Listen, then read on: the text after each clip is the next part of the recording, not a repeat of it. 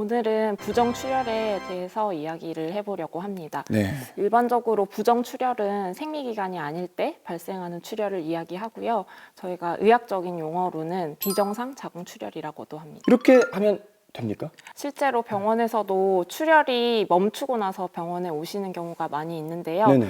우선은 환자분들께서 출혈이 있을 때 진료가 불가능하다고 생각을 하시거나 출혈이 있기 때문에 진료받는 것을 꺼려 하시는 경우가 많이 있습니다. 하지만 출혈이 있을 때 병원에 오셔야 그 출혈의 원인을 조금 더 정확하게 진찰을 할 수 있습니다. 그럼 정확한 진찰을 하고 원인을 알기 위해서는 출혈이 있을 때 방문을 하시기를 바라겠습니다. 치료나 수술이 어떻게 진행이 될까요? 부정출혈은 다양한 원인에 의해서 발생하기 때문에 원인에 따라서 그 치료 방법은 달라진다고 할 수 있겠습니다.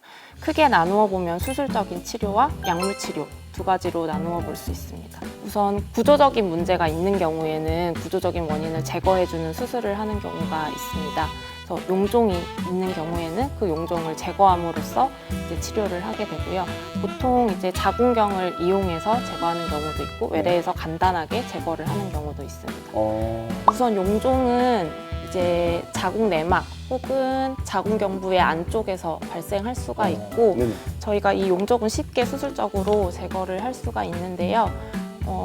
이 용종은 수술적으로 잘 제거가 되더라도 재발하는 경우가 많이 있기 때문에 네네. 수술적인 치료 이후에도 정기적으로 추적 관찰을 잘 하는 것이 중요합니다. 이 초기에 병원을 가고 치료하는 것만큼이나 평소에 관리를 좀 잘하는 게 중요할 것 같습니다. 이 수술적인 것 외에도 약간 다른 치료법도 있지 않을까요? 예를 들면 약물이라든지. 저희가 구조적인 이상이 있을 때는 수술적으로 제거를 하여서 치료를 하지만 또 다른 부정출혈의 중요한 치료법 중에 하나는 바로 약물 치료입니다.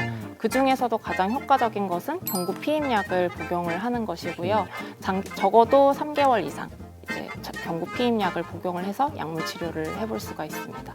경구 피임약에는 호르몬 성분이 포함이 되어 있기 때문에 호르몬이 포함된 제제를 복용하기를 꺼려하시는 분들은 호르몬 제제가 아닌 지혈제나 혹은 비스테로이드성 소염 진통제를 사용해서 치료해 볼 수도 있습니다. 약물 치료라고 하면 사실 걱정을 하는 분들도 많을 것 같거든요. 약물 치료가 부작용이 있지는 않을까 이런 걱정도 좀 들긴 하는데 그런 걱정은 안 해도 될까요? 우선 부정출혈의 약물 치료의 가장 중요한 치료 방법은 경구 피임약을 복용하는 것인데요. 네. 경구 피임약을 복용하게 되면 일반적으로 두통이나 혹은 울렁거림, 메스꺼움, 그리고 유방에 통증이 생기거나 그 다음에 체중이 증가하는, 부종이 생기는 그런 부작용들이 있을 수 있습니다.